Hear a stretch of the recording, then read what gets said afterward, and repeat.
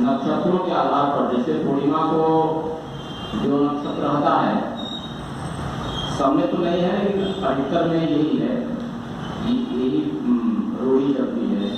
तो जिस महीने में पूर्णिमा को जो नक्षत्र होता है वही उस महीने का नाम रख दिया जाता है।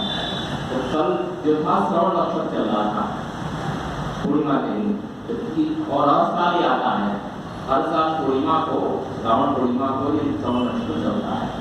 इसी तरह भाद्रपदा है नक्षत्र, उसके नाम पे भादो आ जाता है।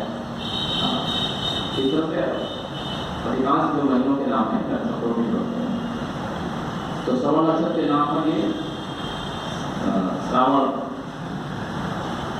मास रखा गया है। ये ज्योतिषी गणना निकलाते हैं ज्योतिषी। तो श्रवण का मतलब होता है, ये श्रुति से ही बना है, श्रुति से थोड़ा सा अपहरण होते हुए श्रवण हो गया। श्रवण का मतलब होता है सुनना। तो सुनना क्या, वेद इत्यादि को सुनना, सुनना या पढ़ना। बिल्कुल से पढ़ेगा तभी भी सुनेगा, तो पढ़ना सुनना दोनों आ जाएगा उसमें, वेद का पढ़ना और सुनना। ये श्रावणी पर्व का उद्देश्य पहले था। और जब वर्षा ऋतु पूरे चरम पर होती है तो मौसम बड़ा अच्छा हो जाता है और गर्मी का जो प्रकोप है थोड़ा कम हो जाता है। तो इस समय पढ़ने पठन पाठन के लिए समय बड़ा अच्छा ही उपयुक्त होता है, बड़ा योग्य समय होता है। इसीलिए पुरानी प्रथाएं थी गुरुकुल विद्यालय में कि श्रवण किया जाए, वेद का पठन पाठन किया जाए।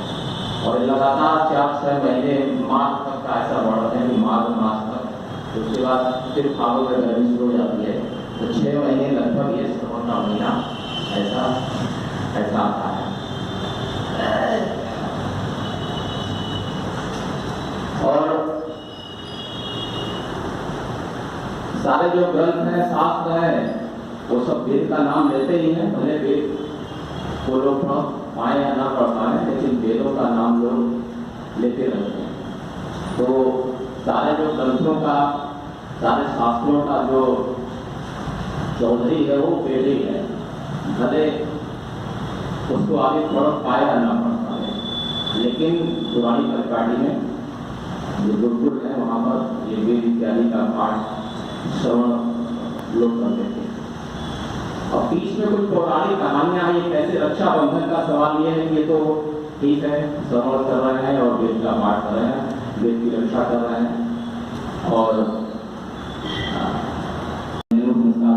ब्राह्मण क्षत्रिय जो गुरुकुल में जाते हैं, तो अगर ये वेद को ना पढ़ करके बाकी शास्त्रों में अगर समय बिताते हैं, श्रवण करते हैं, तो उनका जो वेद का ज्ञान है वो एक भाट हो रहा है, बोझा हो रहा है, उनका बेकार है। मतलब ये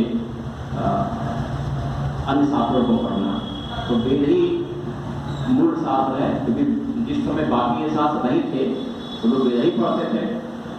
नष्ट हो जाएगा, ये नष्ट हो जाएगा, नष्ट हो जाएगा, तो डराने के कारण लोगों ने वेद पढ़ना छोड़ दिया और बाकी ग्रंथों में लोग कहानियों में आ गए। हालांकि कहानियों का भी उद्देश्य अगर सही है तो कहानियां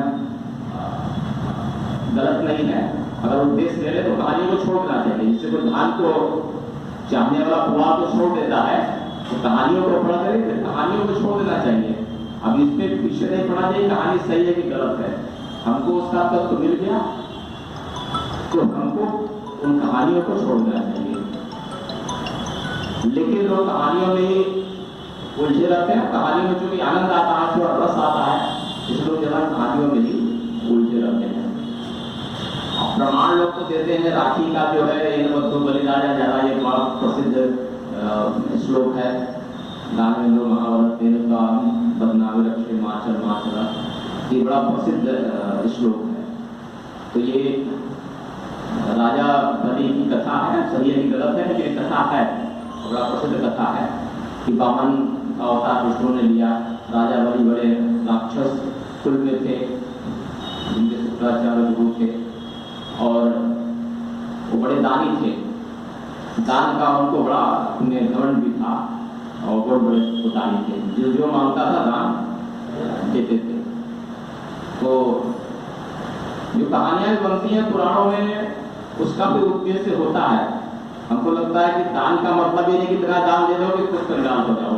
दान देना चाहिए, लेकिन इतना भी दान न दे दें कि हम कंगाल हो जाए। वही कहानी लगता है कुछ उसमें दिखाने का प्रयास किया गया है। ये अपने लिमिट पे दान देना चाहिए, कुछ परसेंट तय करके दान देना चाहिए, नहीं तो आगे फिर सड़क पे आ जाएगा दान देते देते। तो उन्होंने विष्णु भगवान ने उनकी परीक्षा ली, और हर कहानी में परीक्षा भगवान लेते हैं।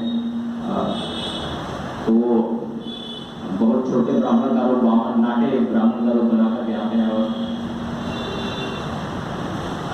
उनसे 3 पग भूमि मांगते हैं कि 3 पग भूमि चाहिए।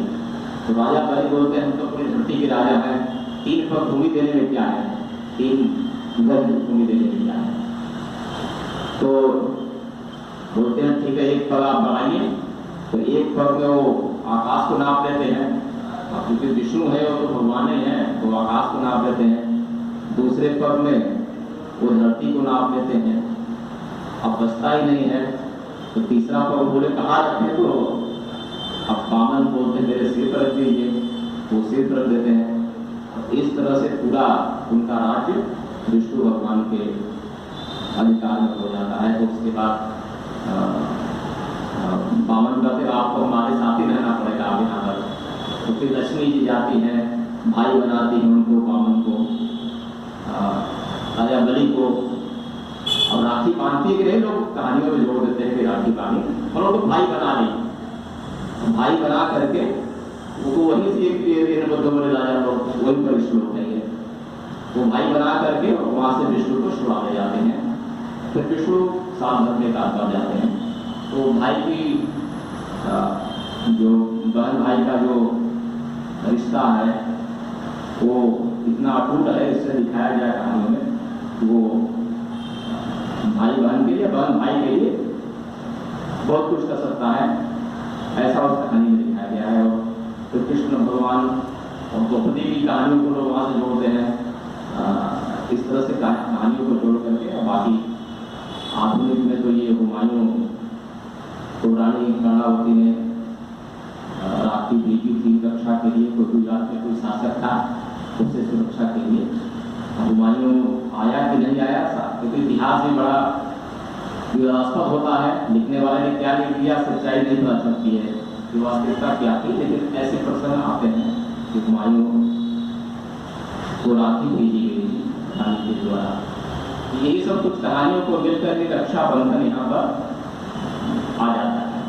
अब श्रावणी में जो वेद इत्यादि पढ़ते थे, जो कार्यक्रम आयोजन होता रहा होगा, हो सकता है कि एक प्रतीक के रूप में जिस दिन वेद को पढ़ेंगे, प्रतीक के रूप में रक्षा एक सूत्र बांधते रहे हों, ऐसा। क्योंकि शुरुआत धीरे धीरे होती है और रूढ़ी बन जाती है और आगे वो प्रथा भी बन जाती है, वैसा बांधते रहे हो, इसीलिए वो आगे बढ़ते बढ़ते वो ये रक्षा बंधन का मतलब। तो जो भी है, हमें रक्षा तो होनी चाहिए, सबकी रक्षा होनी चाहिए, यजमान की रक्षा होनी चाहिए, पुरोहित की रक्षा होनी चाहिए, देश की रक्षा होनी चाहिए। ये एक प्रतीक है कि हम एक दूसरे की रक्षा का संकल्प में सिर्फ भाई बहन तक इसको सीमित ना रखें, उसको और थोड़ा विस्तार में भाई बहन से लेकर के समाज और देश सबकी रक्षा होनी चाहिए। यही उद्देश्य इस रक्षाबंधन का हो सकता है। और वहाँ वेद की रक्षा की बात हो रही है, वेद पढ़ना चाहिए, तो वेद की रक्षा होनी चाहिए, क्योंकि वेद की रक्षा होने से ही सारे शास्त्रों की रक्षा हो पाएगी। इसलिए मूल कर्तव्य है कि वेद की रक्षा करें, इससे देश की रक्षा, समाज की रक्षा, राष्ट्र की रक्षा, ये सारी रक्षा ओम सम।